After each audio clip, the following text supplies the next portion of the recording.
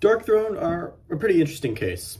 They started out as just like a regular death metal with their debut Suicide Journey, but when A Blaze in the Northern Sky came out, it was entirely in the black metal field and was about as true cult as cult could get at the time. They kept doing this throughout the 90s and tried to show themselves off as this super serious band that killed posers and burned churches. Yeah, honestly, it was pretty goofy, and I guess Fenriz and Nocturno Culto realized this one day and decided to start consciously being unserious. And most of their stuff from the 2000s onward is actually pretty fun in that aspect because at least they're like kind of like admitting like, okay, we're goofy, but you know, we're gonna embrace it instead of just trying to be like so serious that we're unintentionally funny. You know, we have songs off their FOAD album like the Church of Real Metal and Raised on Rock, where they just sing about like metal riffs and stuff and worship Celtic Frost or whatever. They did change their style a little bit too later in their career. They experimented with punk on albums like FOAD and Dark Thrones and Black Flags. And no, that stuff isn't really crust punk. I know people call it that, it's not really. And then going into the 2010s, they started kind of incorporating more influences from classic heavy metal and created this weird hybridization of black metal with like speed and doom metal that they actually do really well on albums like Arctic Thunder and Old Star. And it's because of this variety that they've been able to be as prolific and last as long as they have. So here we have their 20th album, the Big 2-0, It Beckons Us All. And yeah, it's pretty good. Here they keep going for this like speed metal sound with doom influences that again worships at the altar of bands like Celtic Frost and Hellhammer and Venom, and they do it really well here. The production here is really well done. It clearly goes for that sort of vintage 80s speed metal sound, and the best part is it actually sounds genuine. This seriously could have come out in 85.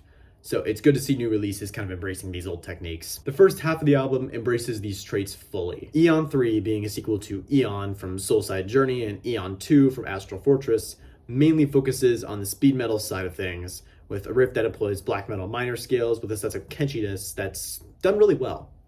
It slows down for its midsection and then has like a really doomy breakdown at the end. It could be said that this album is where Darkthrone embraced their doom influences the most, as again, they play this like hybrid of black metal and doom with guitar tones that have more in common with classic Pentagram and Candlemass than anything else. Opener Howling Primitive Colonies is a slow burn, while the lead single Black Dawn Affiliation speeds things up a little, with vocals that sound exactly like Thomas Warrior. Seriously, like the imitation is crazy. The bird people of Norland, which is a new species, by the way, they've evolved from birds, I guess. Bad joke. However, this track starts off pretty gloomily and eerily and stays consistent until like the last third of it, where it speeds up and brings in some black metal elements. The short instrumental, and in that moment I knew the answer, is pure doom metal. However, it sits at the album's center and goes pretty slow and low. One of the best metal instrumentals I've actually heard in a long time. Seriously, it's actually really good.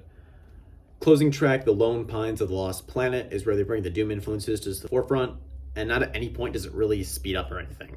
It stays consistent, but again, keeps the listener intrigued and isn't really boring at any point. The Heavy Hand continues the doom sound, and being much shorter is also a lot more tight and has quite a bit of cool riffs. It's probably like the best like riff-centric track on the album. The whole album is, for the most part, doom, but again, has speed metal as well as black metal elements, which gets back to what I like in albums, dynamics and nuance. I like bands that experiment and change things up a little throughout an LP.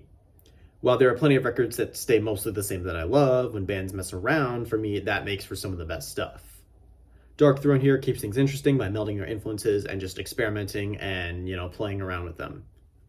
So, solid effort. It's the kind of LP you would expect from Darkthrone in the current year, but who cares? It goes for the classic metal sound with dated production, but at the same time never feels like a throwback or pandering. Like it feels actually kind of genuine.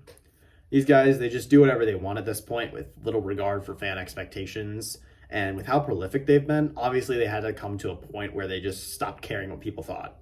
It's not flawless or a masterpiece or anything, but the more I hear this, I like it even more. It's just a cool LP that we need more of in the current day. This came out the same day as Banished by Sin by Deicide, and this is infinitely better than that.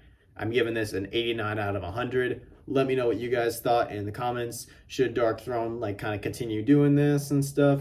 I mean, I don't really care if they're a black metal anymore. This new sound that they have is actually really cool, and I kind of hope they keep doing it. And if they experiment around, I'm all for it.